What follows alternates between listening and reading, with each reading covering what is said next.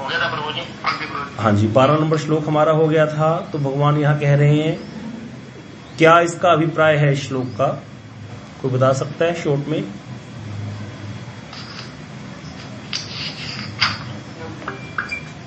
हाँ जी, निकुंजेश्वरी दीदी आप बताइए।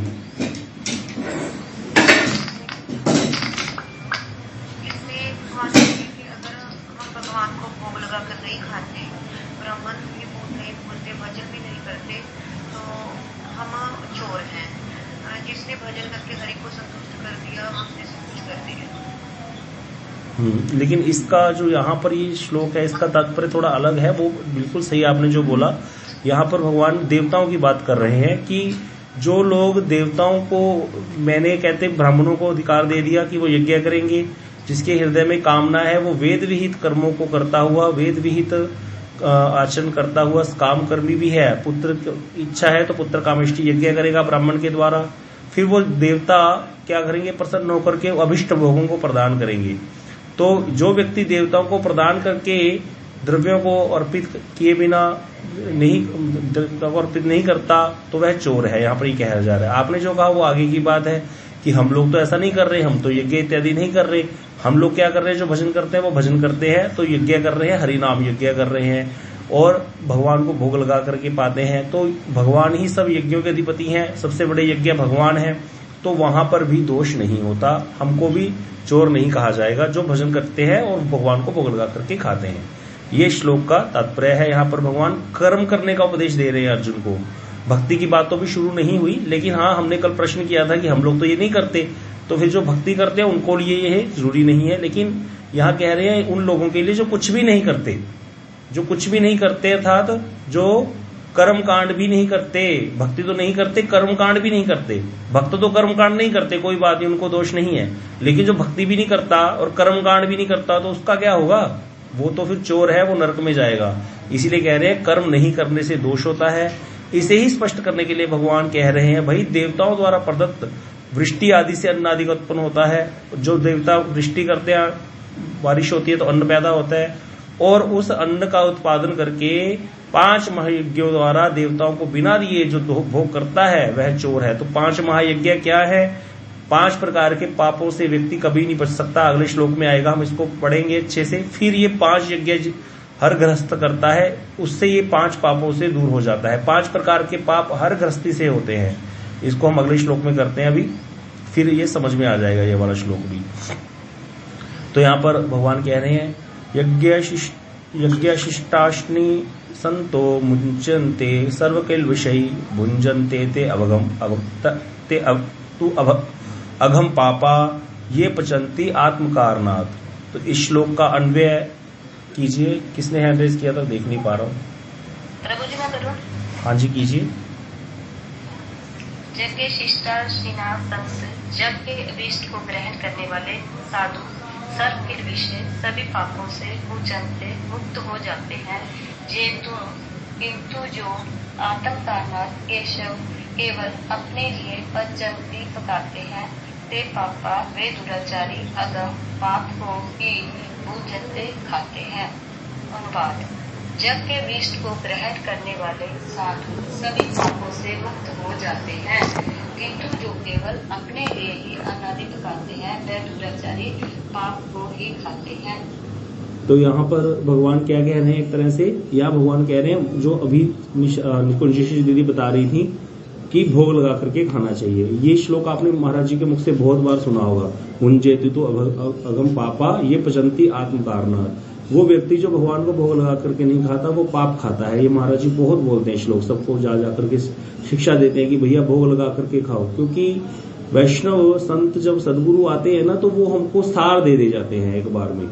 श्लोक तो कितने हैं गीता में, देखो कितने श्लोक हैं, लेकिन वो इस श्लोक को ही बार बार बोलते हैं आकर के हमारे घरों में। बार बार आकर के इसको समझाते कि पाप मत खाओ, पाप मत खाओ, भगवान को भोग लगा करके खाओ। तो इसी तरह से ये श्लोक बहुत इंपॉर्टेंट है।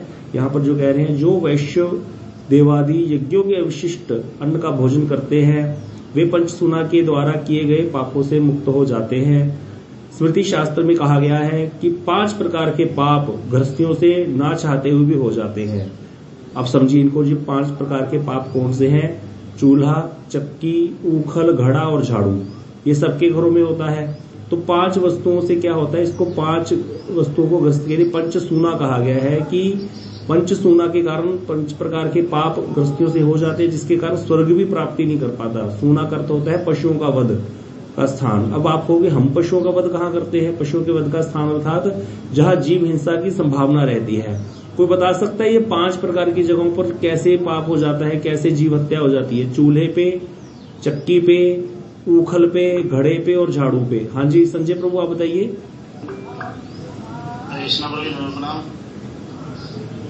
प्रभु जैसे चूल्हे के ऊपर, चूल्हे के चक्की के ऊपर तो जैसे आटा पीसते हैं, आटे के अंदर जब आटा पीसते हैं तो उसके अंदर कोई ना कोई चीज है, जैसे कि वो नहीं होते घुन।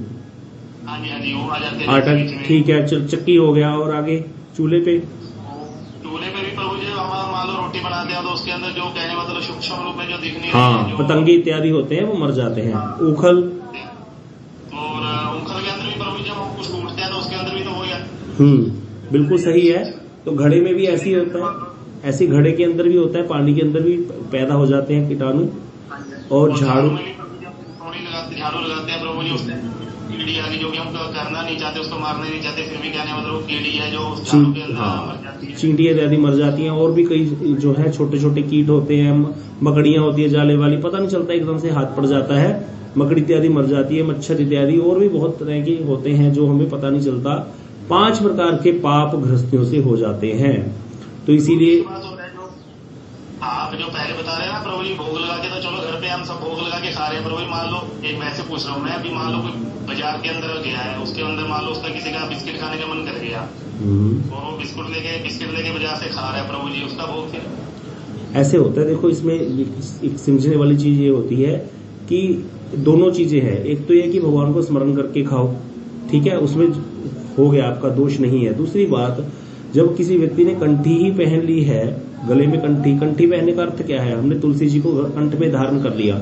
जब तुलसी हमने कंठ में धारण कर रखी है तो जो भी वस्तु जाएगी गले से होकर के जाएगी, अलग रास्ता तो है नहीं कुछ जाने का ऊपर से, तो वो हमारा अपने आप ही भोग लग जाता है अपने आप। लेकिन ये नहीं है कि हम इसको यही हर चीज बना करके सोचेंगे कंठी तो पहनी हुई है।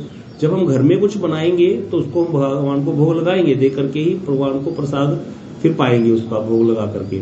लेकिन जैसे कई बार हम बाहर हैं या ऐसे हैं तो उसमें कोई ऐसे दोष नहीं है ना, उसमें भगवान को याद करके हम पा सकते हैं। इसको भी प्रभु जी ने एक बार हमें बताया था। जैसे ना कई लोगों की याद होती है, जिस चीज को देखा एकदम से ऐसे हाथ लगा करके भोग लगाने लगे। प्रभु जी कहते थे हर जगह ये चीज करना अच्छा भी नहीं लगता, और तुम क्या करो, स्मरण करके भगवान को ग्रहण कर लो बस, उससे भी आपका जो है देखो, जो समर्पित है, जो भगवान का भजन करने के लिए लग गया, उनके लिए ये अब आगे जाकर के ये जब आपका भजन बढ़ता है तो ये चीजें मायने नहीं रखती। इसीलिए कई लोग जो कनिष्ठ वैष्णव होते हैं वो बड़े गुरु वर्गों का, महाभागवतों का आचरण देख करके कई बार बहुत बड़ी गलती भी कर जाते हैं।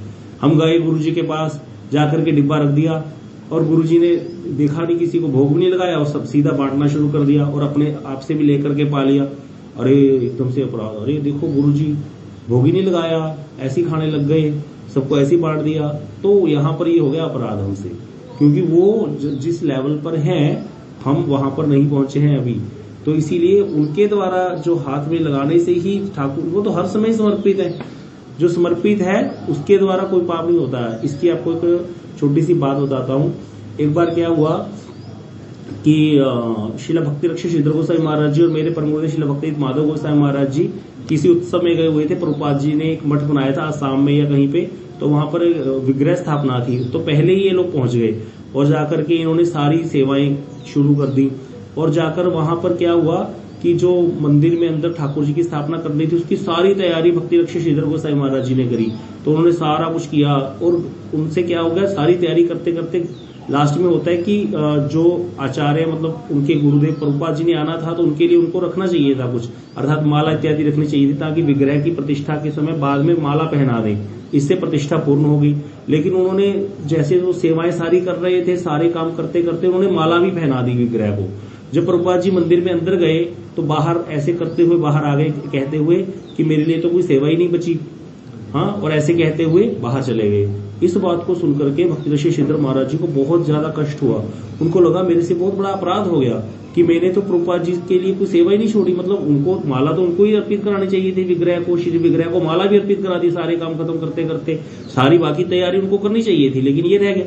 तो अब चले गए सब लोग और उनको बहुत इस चीज की अंदर से ग्लानि हो रही थी कि मेरा अपराध हो गया प्रभुपाद जी के चरणों में।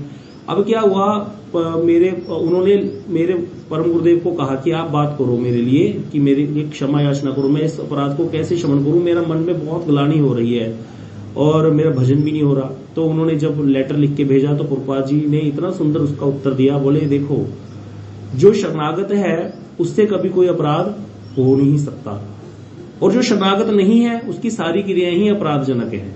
जो शरणागत है उसके द्वारा कोई अपराध कभी नहीं बन सकता। हाँ, गलती हो सकती है तो वो कोई बड़ी बात नहीं है। टू अर्र इज ह्यूमन, ये कहावत है, मनुष्य गलतियों का पुतला है, गलती हो ही सकती है हमसे, उसकी कोई बड़ी बात नहीं है। लेकिन जो शरणागत है उससे कभी कोई अपराध नहीं होता।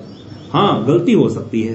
तो इसी प्रकार जैसे आपने कहा भी बिस्किट खाने लगे, एकदम से भूख लगी थी, गलती से याद भी करना भूल गए ठाकुर जी को और पा लिया मुंह में, तो फिर क्या हो गया, कोई दोष नहीं है। अगर शरणागत हो तो कोई दोष नहीं है, लेकिन अगर शरणागत नहीं हो तो भोग लगा करके भी जो खा रहे हो ना, वो भोग लगा ही नहीं, ठाकुर जी भोग लगाएंगे ही नहीं। इसीलिए शरणागति बहुत इंपॉर्टेंट शब्द है, श्रद्धा बहुत बड़ा शब्द है, श्रद्धा होनी चाहिए। श्रद्धा, धीरे धीरे श्रद्धा को परिपक्व करके आगे बढ़ना है। शरणागत होना जरूरी है। ये क्रियाएं बाहरी नहीं करनी, गले पे कंठी पहन ली, तिलक धारण कर लिया तो क्या वैष्णव बन गए, ये तो बाह्य है सारा कुछ। इसीलिए नरसिंह मेहता जब गुजरात में इतना पाखंड बढ़ गया था भक्ति के नाम पर, इसीलिए वो पद गाया था। किसी को याद है, गा सकता है कोई? वैष्णव जन तो तेने कहिए जे, पीर पराई जाने रे, पर दुखे उपकार करे तो ही मन अभिमान नाने रे। वैष्णव जन तो, क्यों गाना पड़ा उनको ये? वैष्णव जन तो तेने कहिए जे, पीर पराई जाने रे। हम वैष्णव हैं, कंठी पहन ले, तिलक धारण कर लिया, मैं 64 माला करता हूं, मैं परिक्रमाएं करता हूं, और दूसरे के दुख का हमें बिल्कुल भान नहीं है। अब दूसरे का दुख क्या है? कृष्ण विस्मृति ही दुख है। कृष्ण को भूल गए, इसी दुख के कारण संसार में मर रहे हैं। आप जितने वैष्णव हो, कोई किसी को लगा रहा है भजन किया करो भाई। हमारे भक्ति प्रिय प्रभु जी ने कहा हरियाणा में फोन करके किसी को बोला कथा सुना करो। ये है दूसरे की पीर को जानना, दूसरे को बोलना। आपने वेद प्रभु को बोल बोल करके कहा नहीं आप कथा सुना करो, ये है दूसरे की पीड़ा। वैष्णव जो होते हैं इस प्रकार से दूसरे की पीड़ा जान करके उसको अपने साथ लगा करके चलते हैं। हमारे मनीष प्रभु जी हैं, संगरूर में कितने और लोग हैं, रामानंद प्रभु जो है हमारे, इन्होंने दिड़बा पात्रा का सारा प्रचार इनके ऊपर ही है, देखा जाए इन्होंने इन सबको लगाया था। तो वैष्णव जो है वो दूसरे का दुख जानता है, वो वैष्णव है। ये क्रियाएं जो है ये सारी तो साथ में करनी ही है हमें, लेकिन शरणागत होना बड़ा जरूरी है। अपना भी हमें पता होना चाहिए मैं किस कष्ट को भोग रहा हूं, इसीलिए मुझे पार होने के लिए भजन करना है, और दूसरे की कष्ट का भी उतना ही अनुभूति हमको होनी चाहिए। ये नहीं कि बस पत्नी सो रही है सोते रहने दो, हमें हम पार हो जाएंगे, हमें क्या इससे मतलब है। नहीं, किसी भी प्रकार से अगर नहीं सुनती है बात, धीरे धीरे उनकी सुकृति बनवाना, कैसे करके उनको भजन में लगाने की जो क्रिया है, यही वैष्णव का कार्य है। इसी को प्रभुपाद जी ने समझाया। तो यहाँ पर जो आपने प्रश्न किया था कि भाई भोग लगा करके, तो ये सब क्रियाओं को इतना ज्यादा हम वो नहीं कर सकते कि किसी ने भोग नहीं लगाया तो वो पता नहीं क्या हो गया। अगर वो शरणागत है तो उसका भोग नहीं लगाना भी कोई बड़ी बात नहीं है, ये दोष अपराध नहीं माना जाएगा। हाँ, गलती हो गई तो गलती तो मनुष्य से हो ही सकती है भाई। द्रौपदी ने कब जाकर के कृष्ण को पुकारा? पहले ही पुकार लेती। दुशासन ने तो साड़ी खींचनी शुरू कर दी थी, होगी गलती हो जाती है, लेकिन दूसरी बार गलती नहीं करी उसने। जब दुर्वासा ऋषि आए थे पहली बार में याद कर लिया कृष्ण को, उसको पता था ये सब ऐसे ही है, सब ड्रामा चल रहा है यहाँ पर। तो यहाँ पर ये जो चीजें होती हैं ये एक स्वाभाविक होता है। धीरे धीरे हमारी जैसे शरणागति बढ़ती जाएगी, ये सब क्रियाएं तो बाह्य है, बाकी सब चीजें तो भगवान का भक्त जो भी खाता है वो प्रसाद ही बन जाता है, अपने आप भगवान का भोग ही बन जाता है। तो इसको समझना पड़ेगा। ये ऊपर लेवल की बातें हैं, धीरे धीरे हमारा इसमें प्रवेश होता जाएगा जैसे जैसे हम कथा सुनते जाएंगे। तो इसीलिए आगे हम अभी करते हैं, क्योंकि भगवान ने तो क्या कहा कि मैं ब्राह्मण के मुख से खाता हूं, और वैष्णव ब्राह्मण है ही। तो भगवान हम वैष्णव के मुख के द्वारा भगवान ही ग्रहण करते हैं। आपको क्या क्या कथा बताएं। जो रस मंदिर है बरसाना में, वहां की जो माता जी थी मुरलिका जी की दादी जी, वो क्या करती थी, ठाकुर जी को भोग लगने जा रहा है, इतने में 2 वैष्णव आ गए और ठाकुर जी को भोग लगने जा रहा था। देखो रसोई कितनी देर में बनी होगी, 2 घंटे लग जाते रसोई बनने में। ठाकुर जी के लिए रसोई बनी, वैष्णव आ गए 2, उनको जाना था। एकदम से ठाकुर जी की भोग की थाली जा रही थी, वापिस मंगा ली, बोले दे दो इनको, लग गया भोग। वैष्णव आ गए, इनको पुआओ, विष्णु ने खा लिया। सोचो क्या भाव होंगे उनके, रामायण कंठस्थ थी उनको। ठाकुर जी को भोग पीछे मंगवा लिया। एक हमारे वीरेंद्रदास जी महाराज जी कथा सुनाते हैं, कहते क्या हुआ, हम कहते मैं जा रहा था जगन्नाथपुरी, तो मुझे हमारे गुरुजी ने बोल दिया कि तुम पूर्व के देवता जगन्नाथ भगवान है तो उनको भी दर्शन करे आना। उधर कहीं कथा करने गए थे उड़ीसा की तरफ, तो कहते मैं जगन्नाथपुरी गया, तो मंदिर जाने के बाद कहते वहां पे गौड़िया मठ था, शायद हमारे मेरे परम गुरुदेव का ही होगा क्योंकि वही मठ पास में है वहां पे, चैतन्य गौड़िया मठ। तो कहते वहां पर 2 वैष्णव थे सिर्फ बंगाली भक्त, और वो ठाकुर जी का श्रृंगार कर रहे, वो कर रहे थे, ठाकुर जी का अभिषेक कर रहे थे। अब आपको पता है ठाकुर जी का जब अभिषेक हो रहा होता है तो ठाकुर जी के सारे वस्त्र उतरे होते हैं, लंगोट पहना करके ठाकुर जी को स्नान करा रहे होते हैं। उस अवस्था में उन्होंने क्या किया, जब देखा वो वैष्णव आ गए, ठाकुर जी को छोड़ दिया, वहीं सारा बीच में वो दही वहीं लिपटा हुआ ठाकुर जी के ऊपर, सारा शहद डल रहा था, सारा छोड़ के हाथ धो करके इनको प्रसाद पाने लग गए। कहते मैंने कहा भाई आपने तो ठाकुर जी की सेवा कर रहे थे, ठाकुर जी की सेवा छोड़ करके इधर आ गए, मैं तो तुच्छ जीव हूँ बद्दू, और मेरे पूरे ऐसे थोड़ी होते, ठाकुर जी की सेवा छोड़ के थोड़ी आ सकते हो। पता है क्या बोले ये तो ऐसे ही खड़ी रहती है। उनको वो हमारे यहाँ उड़ीसा में बंगाल में ना ये नहीं है, स्त्रीलिंग पुलिंग वाला नहीं है, तो उनको ये नहीं पता चलता ता है ती ही कहाँ लगाना है। तो वो इतना हंसाते महाराज जी बोले, वो हमको बोलते ये तो ऐसी खड़ी रहती है, ये बोलती नहीं है, आप पाओ प्रसाद पाओ, ऐसे कह करके ठाकुर जी को तो ऐसे ही खड़ा कर दिया बेचारे। ठाकुर जी के लंगोट बंधा हुआ, ठंड लग रही होगी, और वैसे ही अभी अभिषेक हो रहा था, बीच में छोड़ करके अभिषेक ठाकुर जी का इनको खिलाने लग गए। तो ये भक्ति की बातें हैं, आसानी से समझ नहीं आती, धीरे धीरे जैसे वैष्णव संग करेंगे, शरणागति जैसे बढ़ेगी तब हमें समझ में आएंगी बातें। हाँ जी दीदी, क्या प्रश्न आपका? हरे कृष्ण प्रभु जी यही प्रश्न है ना हमारे श्री भक्ति प्रमोदपुरी गोस्वामी महाराज जी के लिए भी आता है कि वो श्री विग्रह के दिन उनके वहाँ पे अर्चन कर रहे थे, तो वहाँ पे श्री भक्ति कमल मधुसूदन गोस्वामी महाराज जी आए हुए थे, वहाँ पे सभी वैष्णव को इन्विटेशन दिया था, शुरू करते हैं, तो वो वैष्णव वेट कर रहे थे, तो उनको कमल मधुसूदन गोस्वामी महाराज जी ने कहा ठाकुर जी के नजर में वैष्णव को उसके बाद ठाकुर जी को बातें भोग लगाएंगे। हाँ, ये बिल्कुल सही है, ऐसे ही होता है। तब जब ऐसे कभी जल्दी होने लगे, हर समय नियम नहीं है ये, लेकिन कभी वैष्णव आ जाए, ठाकुर जी को भोग में समय लगेगा, अभी ठाकुर जी का श्रृंगार हो रहा है तो ठाकुर जी का भोग अलग से निकाल करके रख देते हैं और इसको वैष्णव को परोस देते हैं प्रसाद। तो इस प्रकार से रहता है यह नियम। तो ये संसार में भी ऐसे ही है, हमारे घरों में हमने देखा, हमारी माता जी बताती होती थी कि एक बार क्या हुआ, किसी के घर में गए तो जमाई उनके बड़े अखड़ू थे, प्रसाद ना पाए जमाई, उन्हें भोजन नहीं पाया, शादी का माहौल है घर में, बाकियों को भोजन नहीं मिल रहा, जमाई आ नहीं रहे, वो बैठे बातें कर रहे हैं, बुलाने जाए तो वो आंखें निकाल रहे हैं। तो मेरी माता जी ने बोल दिया इनका अलग निकाल के रख दो ना, बाकियों को खिलाओ। तो ऐसे किया तो वो मेरी माता जी बोलती थी कि उनके घर की जो दादी थी वो इतनी इस बात को सराहती थी कि हमारी सारी टेंशन ही खत्म कर दी। नहीं तो हम लोग तो ये सोच रहे थे इतने लोग आए उनको प्रसाद खाए बगैर वो चले जाएंगे तो क्या होगा। तो इसी प्रकार होता है, कभी कभी विशेष नियम रहता है। तो ठाकुर जी को भोग वैसे तो पहले ही जाता है, ठाकुर जी का भोग जब तक निकल के आएगा नहीं, प्रसाद होगा नहीं तब तक सबको, लेकिन जैसे ही ठाकुर जी के लिए पहले हमने मूल भाग निकाल दिया तो भोग लग गया, बस आपने अलग निकाल के रख दिया। और अगर आपको जल्दी हो रही है, ठाकुर जी का भी श्रृंगार हो रहा है, तो आप वैष्णव को पवा सकते हो, ऐसा भी नियम है। तो इस तरह से ये सारी चीजें हैं, इसको हमें धीरे धीरे समझ में आती हैं वैष्णव संग करते करते। ये कोई हार्ड एंड फास्ट रूल नहीं होता कि इस प्रकार से ही चलेगा। भक्ति मार्ग में बहुत छूट है, लेकिन एक चीज है, यहाँ पर सूक्ष्म विचार बहुत ज्यादा है, सूक्ष्म बहुत विचार है। थाली तक का ध्यान रखना पड़ता था, प्रभु जी बताते हैं थालियों पे लिखा नहीं होता था पहले, थालियां भी हमको देखनी पड़ती थी, वैष्णव की थाली कहाँ पे, कौन सा वैष्णव कहाँ बैठेगा हमें ध्यान रखना है, उनकी पत्रे लगाना, उनकी थाली मतलब उनके लिए टाट बिछा करके जो वैष्णव जहाँ बैठते हैं उनके सामने उनकी थाली, जिनको नींबू पसंद है पहले उनकी थाली में नींबू, जो मिर्च नहीं लेते उनकी थाली में मिर्च नहीं देनी, नहीं तो गाली पड़ती थी। इतना ध्यान, इतने सूक्ष्म विचार है भक्ति में, तब जाकर के कृपा होती है।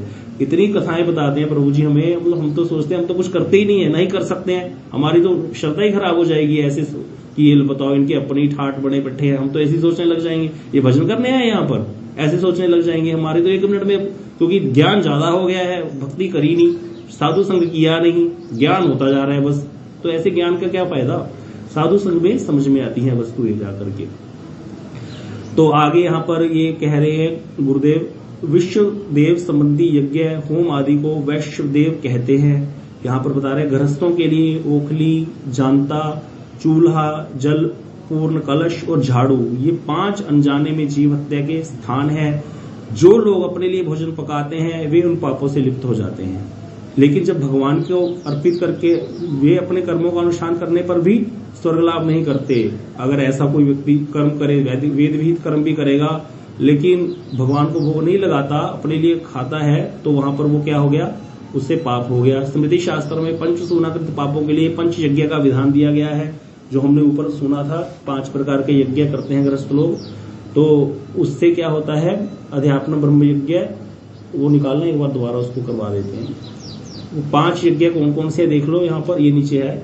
शिष्यों को शास्त्रोपदेश प्रदान करना ब्रह्म यज्ञ है, अध्यापना कराना, पितरों के उद्देश्य से तर्पण करना पितृ यज्ञ है, इससे गृहस्थ पाप से मुक्त हो जाते हैं। होम देव यज्ञ है, देवता आदि के निमित्त जो यज्ञ किए जाते हैं, इंद्र आदि के निमित्त। और प्राणियों के लिए फल फूल अन्नदान जो है बलि, ये है भूत यज्ञ, जो लंगर इत्यादि लगाना, ये है जो चींटियों को आटा डाल दिया, गाय के लिए गाय ग्रास निकाल दिया, फल फूल दान करना, इस तरह से जो है ये भूत यज्ञ है। अतिथियों का सत्कार, ये नर यज्ञ है। 5 प्रकार के इस प्रकार से गृहस्थी करते हैं, अपने धन से कुछ हिस्सा निकालते हैं, तब जाकर के वो 5 पापों से मुक्त होते हैं। अब यहाँ पर कोई व्यक्ति विचार कर रहा होगा कि हम लोग तो थोड़ा बहुत करते हैं, ज्यादा तो नहीं कर पाते, तो फिर हमको तो पाप लग गया। तो इसमें एक नियम है, अपनी जो आपकी आमदनी है उसका 10वां हिस्सा हर व्यक्ति को निकाल करके रखना चाहिए भगवत कार्यों के लिए। उसमें ये 5 प्रकार के यज्ञों में लगा दो, ये तो वो सेवा, या फिर आप सबसे बढ़िया अच्छा हाथी के पांव में सबका पांव, भगवान के भक्तों की सेवा, वैष्णव सेवा में उस धन को लगाओ। उसका सबसे अच्छा तरीका रहता है, एकादशी के अगले दिन द्वादशी आती है, तो द्वादशी को, एकादशी को व्रत करके द्वादशी को जो निकालता है धन को ऐसे ठाकुर की सेवा या वैष्णव की सेवा के लिए, वो सबसे ज्यादा बढ़िया है। उससे बड़ा दान नहीं है, एकादशी जैसी तिथि नहीं, द्वादशी जैसा दान नहीं। द्वादशी को दान ना करके सेवा करो। दान और सेवा में क्या अंतर है, कोई बता सकता है?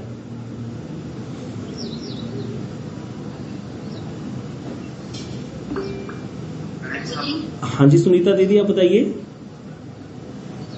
प्रभु जी दान वो होता है जैसे हम गरीबों में दे देते हैं या किसी ऐसे जरूरतमंद को देते हैं, और सेवा वो है जो हम वैष्णवों की सेवा करते हैं, जैसे जो मतलब जिनको दें और वो भगवान की सेवा में लगा दें। तो जो दान होता है ना, उसमें जिसको हम दान देते हैं ना, वो व्यक्ति छोटा होता है और देने वाला बड़ा होता है, और जब हम सेवा करते हैं तो जिसकी हम सेवा करते हैं वो बड़ा होता है और सेवा करने वाला छोटा। ये सही उत्तर है, बिल्कुल बिल्कुल एग्जैक्ट जो दिया। दान तो जैसे गरीबों की बात नहीं है यहाँ पर सुनीता दीदी, जैसे हम ब्राह्मणों को भी तो दान देते हैं, तो ब्राह्मण गरीब थोड़ी होते हैं, ब्राह्मण तो भगवान का मुख है, वो तो हमेशा ही पूजनीय है। लेकिन फिर भी ब्राह्मण को दान देने वाला व्यक्ति भी जो वैश्य है वो ये सोचता है कि मैं बड़ा हूँ, ब्राह्मण छोटा है, ऐसी बुद्धि हमेशा उसके अंदर रहती है। इसीलिए तो लोग ब्राह्मणों को, अभी ऐसा हो गया, पहले ऐसा नहीं था, पहले ब्राह्मणों की सेवा करते थे लोग, अभी दान देते हैं ब्राह्मणों को। तो ब्राह्मणों को दान देते तो अपने हृदय में ये बुद्धि रखते हैं कि मैं ब्राह्मण को दे रहा हूँ, मतलब कि बड़ा मानते हैं अपने आप को वैश्य लोग। ये बुद्धि गलत है, लेकिन ऐसा रहता है, दान देने वाले के व्यक्ति के मन में बड़े वाली बुद्धि रहती है। लेकिन जो अभी बताया ना कांशा जी ने कि दान देने वाले में यही बुद्धि रहती है, अभिमान आता है, सेवा में दीनता आती है। बिल्कुल सही बताया सुदेवी दीदी ने उत्तर, कि सेवा जो कर रहा है, वो जो सेव्य है वो बड़ा होता है, जिसकी हम सेवा कर रहे हैं, वो करने वाला अपने आप को छोटा मानेगा। इसी प्रकार से ही दी जाती है। लेकिन हम फिर भी देखते हैं हमारे जो दान वाले विचार है ना, वो जाते नहीं है। मठों में आकर के भी लोग वो वस्तु लेकर के आते हैं जो खराब हो जाती है घर में। अपना घर का पुराना फ्रिज मठ में ले आएंगे कुछ लोग, हमने देखा, और कहेंगे प्रभु जी हमने तो ले लिया, ये मठ में काम आ जाएगा, रख लो। भाई तुम वैष्णव की सेवा में अपनी यूज की हुई वस्तु दोगे, हम ठाकुर की सेवा में, वैष्णव की सेवा में अपने द्वारा यूज की, इससे ज्यादा गलत क्या हुआ।